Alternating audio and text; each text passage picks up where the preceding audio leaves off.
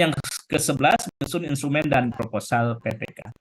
Jadi selama 20 hari lebih Bapak dan Ibu nanti akan bekerja dengan 11 tugas untuk menyelesaikan 11 tugas. Mungkin ada timbul pertanyaan, bagaimana cara Bapak dan Ibu memahami ini semua? Maka baca dulu modul. Misalnya sebelum Bapak dan Ibu, misalnya hari ini ada analisis kurikulum operasional, tetap Bapak dan Ibu harus membaca modulnya dulu. Kemarin saya sudah share modul lokakarya ya. Itu sudah disusun sedemikian rupa KB1 tentang analisis kurikulum madrasah itu ada modulnya. Apa yang dimaksud gitu kan. Kemudian ada lembar kerjanya, lalu kemudian teknik melaksanakan lembar kerja dan melaksanakan tugas melalui lembar kerja itu seperti apa ada di modul. Jadi memang Bapak dan Ibu 11 tugas ini tetap pada intinya harus dimulai dari pemahaman Bapak dan Ibu terhadap konsep analisis capaian pembelajaran itu apa, misalnya kan seperti itu. Di samping nanti mungkin akan ada video konferen dari masing-masing dosen untuk menjelaskan ini semua. Tetapi sebaiknya memang dibaca, gitu kan, dibaca. Tadi tidak boleh Bapak dan Ibu melaksanakan tugas melalui lembar kerja ini tanpa membaca terlebih dahulu. Harus membaca supaya paham. Kemudian yang berikutnya, ini contoh, struktur tugas itu seperti ini. Jadi nanti Bapak dan Ibu, ini contoh ya, contoh yang kemarin. Nanti ada 10 orang misalnya per kelasnya, ya, prosesnya sama seperti resume ya. Jadi setiap hari itu ada apa namanya tugas yang kerjakan dan semuanya adalah 11 tugas ya, 11. Nanti dosen menilai, kemudian memberi catatan kalau misalnya sama sekali tidak memenuhi standar dan harus dikembalikan, maka dosen akan mengembalikan. Bapak dan Ibu harus siap-siap untuk merevisi ya, revisi. Kemudian ini contoh review tugas ya. Review naskah tugas. Jadi naskah tugas yang sudah Bapak dan Ibu berikan nanti akan direview. Direview oleh dosen, direview oleh guru pamong. Tentu ada catatan dari masing-masing guru pamong. Maka kemudian nanti di lembar tugas itu ada di jendela tugas ini ada jendela revisi ya, ada jendela revisi. Boleh jadi Bapak dan Ibu bisa mengembalikan untuk atau mengupload hasil revisinya supaya apa? Supaya nanti nilainya maksimal. Kira-kira seperti itu. Kemudian ada diskusi. Nah, diskusi ini pilihannya banyak Bapak dan Ibu, atau maksud saya ada 2. Yang pertama bisa diskusi tertulis, Bapak dan Ibu dosen nanti akan memberikan instruksi tertulis untuk didiskusikan terkait dengan tema-tema tertentu. Atau di diskusi ini juga Bapak dan Ibu bisa melaksanakan apa? Video conference. Nah, tetapi di video conference itu setiap apa yang disampaikan di video conference itu diberi ulasan. Mengapa Bapak dan Ibu harus memberi ulasan? Karena dosen itu tidak bisa menilai dan tidak bisa melihat jendela nilai kalau Bapak dan Ibu tidak menulis ulasan. Kira-kira seperti itu. Kemudian ada remedial, ini bagi yang kurang memenuhi KKM 70 ya. Kemudian juga ada materi tambahan. Materi tambahan ini berupa artikel terbaru yang nanti disampaikan oleh dosen untuk sekedar bahan telaah untuk memperkaya wawasan Bapak dan Ibu. Nanti Bapak dan Ibu proses penilaiannya di lokakarya ini memang agak panjang ya, agak panjang. Jadi nanti Bapak dan Ibu akan ada di rekap nilai, di sini terkumpul kegiatan komprehensif, kegiatan lokakarya, kegiatan komprehensif, kegiatan penelitian tindakan kelas, kegiatan peer teaching, serta PPL 1, PPL 2.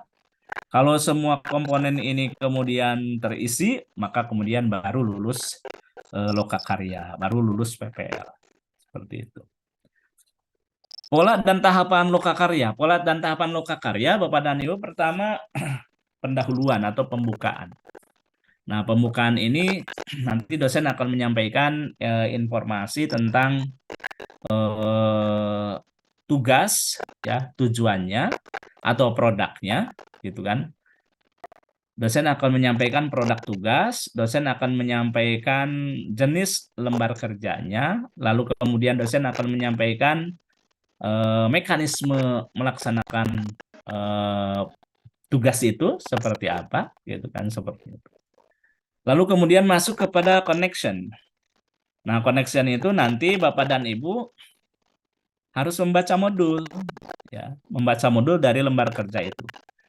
Jadi Bapak dan Ibu harus apa namanya terkait, ya, memiliki hubungan antara lembar kerja yang ada di dalam tugas serta dengan informasi apa yang memang harus dikuasai oleh Bapak dan Ibu sebelum melaksanakan lembar kerja itu. Kemudian application. Application itu artinya Bapak dan Ibu mulai mengerjakan tugas itu. Mulai mengartikulasikan setiap konsep yang dipahami itu di dalam lembar kerja. Lalu kemudian reflection ini oleh dosen dan guru pamong bersama Bapak dan Ibu. Kemudian extension. Extension itu artinya penerapannya nanti seperti apa di dalam kelas. Terutama nanti extension ini masuk di kegiatan PPL, Bapak dan Ibu. Masuk di kegiatan micro teaching dan masuk di kegiatan PPL. Maka kemudian sejatinya ketika Bapak dan Ibu menetapkan topik apa dari materi yang akan dituangkan di dalam lembar kerja, itu harus continue. Dan sebaiknya memang temanya itu yang kira-kira nanti klop dengan PPL. Maksud saya begini, nanti Bapak dan Ibu harus melihat jadwal PPL itu tanggal berapa. Misalnya jadwal PPL itu kalau misalnya sekarang 28 itu dimulai lokakarya 20 hari ke depan, ya. Kira-kira jadwal PPL itu ada di tanggal 25 Oktober, kan begitu. Maka Bapak dan Ibu harus melihat untuk pembahasan dan pengerjaan lembar tugas itu adalah topik apa yang memang nanti tanggal 28 disajikan di depan anak-anak, gitu kan. Sehingga sesuai dengan program sekolah. Karena PPL itu harus sesuai dengan persis dengan program sekolah. Nah, disinilah penting Bapak dan Ibu untuk mengidentifikasi pertama tanggal PPL itu tanggal berapa, yang kedua harus mengidentifikasi tema atau capaian pembelajaran, gitu kan, yang memang disajikan di tanggal jadwal PPL itu apa. Nah, di situ yang nanti harus dikembangkan oleh Bapak dan Ibu di lokakarya. Apakah dalam merumuskan tujuan, apakah dalam melaksanakan alur tahapan pembelajaran, atau bahkan dalam pengembangan modul ajar. Itu seperti itu. Kemudian cara lokakarya pengembangan perangkat pembelajaran, pertama memang harus memperhatikan tujuan pembelajaran. Jadi tujuan tugasnya itu apa? Tugas hari ini misalnya kurikulum operasional madrasah atau kurikulum operasional satuan pendidikan.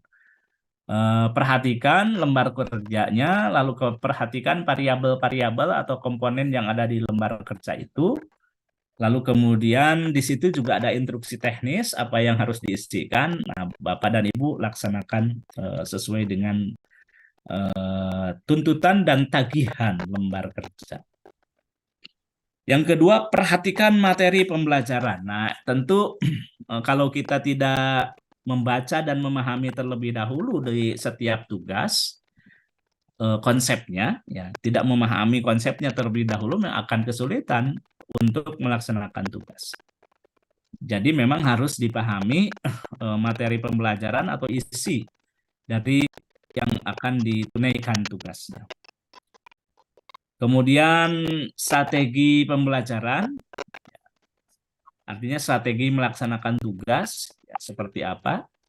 Strategi melaksanakan tugas itu Bapak dan Ibu sebaiknya memang pertama ketika tugas itu sudah diupload, Bapak dan Ibu, ambil tugas itu, ya. Ambil tugas, lembar tugas yang dilampirkan oleh dosen. Kalau misalnya dosen itu tidak memberikan versi Word-nya, maka Bapak dan Ibu harus ambil versi PDF di LMS itu, lalu kemudian Bapak dan Ibu convert ke Word. Atau misalnya Bapak dan Ibu rancang ulang, desain ulang, sesuai dengan Word. Kira-kira seperti itu.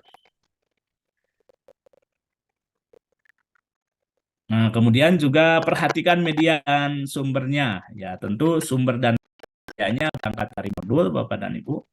Kemudian juga penilaiannya. Nanti penilaiannya akan seperti apa? Seperti biasa, penilaiannya itu KKM-nya 70%. Ada di situ komponen plagiarism. Plagiarism juga sama, nanti tidak boleh lebih dari 50%, gitu kan. Kemudian juga tidak boleh ada duplikasi dan replikasi dari teman sejawat terkait dengan tugas itu. Jadi betul-betul tugas itu merupakan produk dan kerja Bapak dan Ibu sendiri. Orsinil ya, kira-kira seperti itu. Sehingga betul-betul menghasilkan karya yang bagus. Saya kira itu Bapak dan Ibu sedikit saja yang harus disampaikan oleh saya terkait dengan karya pengembangan perangkat pembelajaran. Intinya yang diperlukan dalam hal ini adalah Bapak dan Ibu kecermatan Bapak dan Ibu untuk mengidentifikasi dan melihat setiap lembar kerja dari 11 tugas yang nanti akan diurai, 11 tugas yang nanti akan dijadwal di akun masing-masing. Kira-kira seperti itu. Tetap semangat dan mulai hari ini sudah masuk ke lembar kerja pertama, yaitu analisis kurikulum operasional madrasah atau analisis kurikulum operasional satuan pendidikan. Bagaimana lembar kerjanya sudah ada di akun masing-masing, saya kira Bapak dan Ibu tinggal melihat. Kira-kira seperti itu ya. Selamat bekerja semuanya. Barangkali ada yang perlu didiskusikan, silahkan. Tapi tidak terlalu lama ya Bapak dan Ibu, karena saya sedang mengikuti kegiatan. Ini sedang di Jogja, Bapak dan Ibu sedang mengikuti kegiatan. Saya meninggalkan kegiatan sebentar. Nanti hal-hal teknis mungkin akan dijelaskan juga oleh Pak Iqbal. Pak Iqbal, ada yang perlu ditambahkan? Silahkan Pak Iqbal, selaku admin Pak Iqbal. Ya, halo, Assalamualaikum Pak. Monggo Pak Iqbal. Sementara sih cukup aja dulu Pak, sambil tanya aja Pak. Betul. Supaya Nanti inilah apa namanya pemahamannya itu sambil berjalan saja. Tetapi kalau ada yang perlu ditanyakan, monggo. Tadi Ibu Pepi, monggo, Bu Pepi, monggo. Ya Pak, Bismillahirrahmanirrahim. Assalamualaikum warahmatullahi wabarakatuh. Waalaikumsalam warahmatullahi wabarakatuh. Terima kasih Pak atas kesempatannya. Di sini kan tadi Bapak dijelaskan bahwa dalam lokakarya itu kan harus sudah kurikulum merdeka ya Pak ya. Ya, betul. Sedangkan di sini Pak di sekolah saya belum menggunakan kurikulum merdeka. Bagaimana Ya. Pak? Ya, terima kasih. Assalamualaikum Pertama, warahmatullahi Bapak dan Ibu ini mengikuti PPG dan diberi penjelasan serta pemahaman tentang kurikulum merdeka agar di sekolahnya menjadi inisiator. Menjadi inisiator untuk penerapan kurikulum merdeka minimal dalam konteks implementasi, misalnya sudah terampil menyusun modul ajar, sudah terampil menyusun, menganalisis CP, merumuskan TP, lalu kemudian menuangkannya dalam ATP, gitu kan. Lalu kemudian menuangkannya lagi dalam IKTP, indikator ketuntasan tujuan pembelajaran, gitu kan. Sampai kemudian bisa menyusun modul, menyusun asesmen, bagaimana melaporkan asesmen. Nah, keterampilan-keterampilan itu harus dibangun justru di dalam PPG ini. Di antaranya adalah lokakarya ini.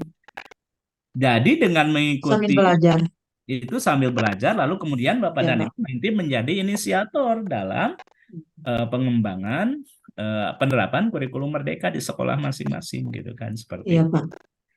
Misalnya seperti ini. Kalau di sekolah masing-masing itu masih mengacu kepada kurikulum 2013 misalnya kan seperti itu. Maka kemudian Bapak dan Ibu sudah mulai menganalisis fase gitu kan, fase 1, fase 2, fase 3 untuk SD, kemudian A, B, C, D gitu kan, atau D, E, F untuk fase SMP dan SMA. Jadi mulai menganalisis fase gitu kan seperti itu. Lalu kemudian yang kedua misalnya mulai menyusun proposal proyek pengembangan pelajar Pancasila. Nanti di Halo, PPL Bapak dan Ibu harus disiapkan itu. Harus disiapkan bagaimana Bapak dan Ibu menyusun proposal proyek pengembangan pelajar Pancasila. Nah, dengan keterampilan dan kemampuan serta pemahaman seperti itu semua dari kurikulum Merdeka, nah Bapak dan Ibu diharapkan nanti menjadi inisiator atau paling tidak kalau misalnya sekolah Bapak dan Ibu itu dituntut untuk melaksanakan kurikulum Merdeka, ada sumber dayanya yang sudah siap gitu kan. Kira-kira seperti itu ya, Ibu. Jadi jadi di sini tidak ada alasan ya, tidak ada alasan. Karena memang tujuannya meningkatkan pemahaman kebijakan kurikulum untuk persiapan implementasi kebijakan kurikulum Merdeka. Kira-kira seperti itu. Baik, kemudian begitu ya Ibu siapa tadi? Ibu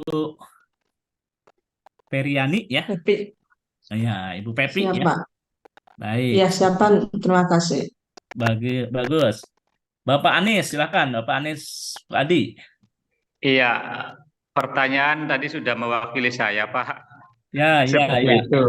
Ada yang Ya. lain, Pak. Jadi perangkat yang diupload tuh, Pak, yang 3 tahun ke belakang kan masih Kurdilas, berarti tetap Kurdilas yang diupload, Pak. Yang mana? Yang mana? Yang di RPL yang 3 tahun ke belakang tuh, Pak. Oh, di RPL. Iya. Oh ya, kalau di RPL sih yang lama namanya juga Oh RPL. iya. RPL itu kan rekognisi pembelajaran lampau. Kalau Iya. yang baru sih bukan RPL gitu Ya, kan. soalnya tadi pertanyaan sudah diwakili. Ya, baik. Nanti RPL Makasih, Pak. akan kita jelaskan. Ya, siap. Ya, baik. Matur nuwun, Pak. Tapi yang paling penting RPL itu begini, dokumen-dokumen misalnya tentang RPP, pembelajaran, peningkatan Iya. kompetensi, pengabdian masyarakat, lalu kemudian juara-juara dan lain sebagainya, kumpulkan saja. Siap. Pokoknya kumpulkan seluruh dokumen prestasi, keterlibatan, atau misalnya pelaksanaan pembelajaran, pengabdian masyarakat yang sudah Bapak dan Ibu lakukan 3 tahun ke belakang. Silakan dikumpulkan, disusun filenya dengan sistematis. Nanti kalau ada instruksi untuk upload, itu sudah gampang. Nah, kira-kira seperti itu. Siap, Pak. Ya, makasih, Pak. Monggo. Ibu Sutisna, monggo Ibu Sutisna. Ya, Assalamualaikum Bapak. Terima kasih Pak. Jadi gini Pak, maaf apakah suara saya terdengar Pak? Terdengar. Iya, saya kan baru saja mutasi apa ya, dulunya di SD 1 Palimanan, sekarangnya di SD Semplo gitu. Nah, untuk administrasi nanti sekiranya saya itu membuat di sekolah yang mana? Ya, Makasih. di sekolah yang baru Ibu.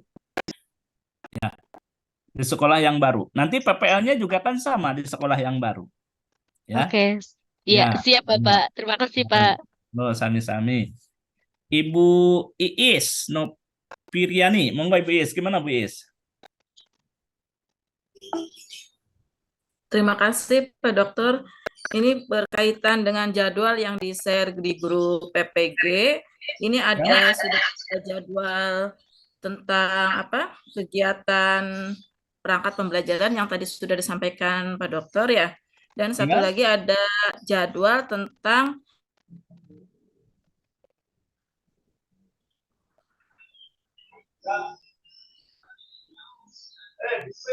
pendidikan. Dan Kita ulang Bu, itu, diulang. Barusan hilang itunya koneksinya. oh siap Pak. Ya. Berkaitan jadwal Pak Dokter untuk kegiatan lokakarya dan RPL kan sudah diupload di grup PPG ya Pak? Ya. Terus? Ya, ada sosialisasi 25 sampai 29. Terus ada upload dokumen sudah ditentukan dari tanggal 30 sampai 14 Oktober. Berarti kan waktunya ini berbarengan dengan lokakarya ya Pak? Betul. Nah, untuk persiapan saya pribadi, Pak, untuk yang 3 tahun ke belakang itu, apa harus 3 tahun, misalnya sekarang kan 2003, 2004 ya Pak, 2023, 2020, berarti 3 tahun ke belakang apa cukup 1 tahun aja contohnya Pak? Jadi begini Bu. Karena Jadi begini, upayakan dokumen 3 tahun ke belakang ya, itu Ibu kelola ulang, dicari gitu kan, dicari arsipnya gitu kan. Itu 3 tahun ke belakang apakah terkait dengan proses pembelajaran gitu kan, atau misalnya terkait dengan inovasi-inovasi yang dilakukan dalam media pembelajaran, atau keterlibatan Ibu misalnya dalam kegiatan-kegiatan misalnya seminar online dan lain sebagainya, silahkan diikuti dalam 3 tahun ke belakang. Tentu bukan mengada-ngada ya, bukan mengada-ngada. Jadi intinya tolong upayakan 3 tahun ke belakang itu harus ada kronologi bahwa Ibu mengajar dan punya dokumen mengajar dalam 3 tahun ke belakang itu buktinya mana gitu. Ya, kan mohon maaf Pak Dokter, untuk perangkat pembelajaran kan 1 tahun tuh banyak, selama 3 tahun kayak gitu, untuk di LMS apa kapasitasnya mencukupi atau gimana Pak? Ya nanti di RPL itu ada menunya Ibu, tentu tidak semua ya, tentu tidak semua dalam 1 tahun ya. Ada misalnya representasi saja, representasi dari kegiatan dokumen mengajar itu dalam 1 tahun gitu. Misalnya semester ganjilnya 2 RPP, semester genapnya 2 RPP, bisa saja seperti itu. Oh gitu. Ya. Oh iya, berarti tidak semuanya ya Pak ya Pak? Tidak semua, tidak semua. Yang penting terima ada kasih, Dokter. representasi. Ya. Baik Terima Bapak kasih. dan Ibu, kalau tidak ada lagi, selamat bekerja ya, selamat bekerja, dan saya berharap Ibu tetap bahagia, tetap semangat ya. Sehat yang penting Pak. Sehat, yang paling penting itu kami mendoakan, semua dosen, panitia mendoakan semoga ibu-ibu semua sehat, bapak-bapak semua Amin, amin, sehat. ya Allah. Amin, amin. Dan yang paling penting adalah semasa Bapak dan Ibu melaksanakan PPG selama 3 bulan itu, tentu kewajiban-kewajiban yang lain yang pertama tidak boleh ditinggalkan. Yang kedua, tetap bahwa kelulusan PPG itu sangat tergantung kepada upaya Bapak dan Ibu. Oleh sebab itu memang ketika Bapak dan Ibu ada kesempatan, ada waktu, itu manfaatkan untuk menelaah modul. Ya. Menelaah modul.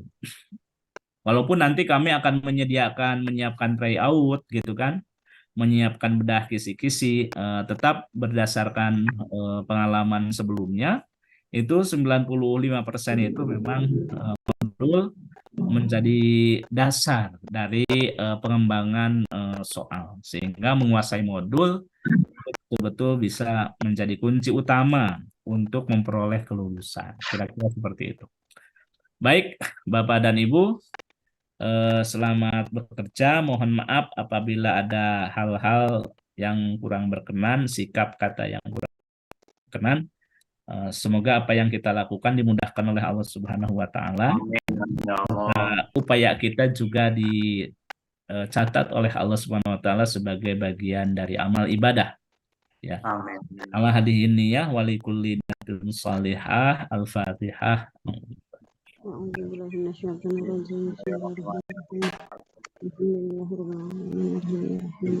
Iya, karena berdua iya kan. Baik, terima kasih. Mohon maaf, billahi taufiq wal hidayah. Hasbunallahu wa ni'mal wakil. Wassalamualaikum warahmatullahi wabarakatuh. Waalaikumsalam warahmatullahi wabarakatuh. Assalamualaikum warahmatullahi wabarakatuh.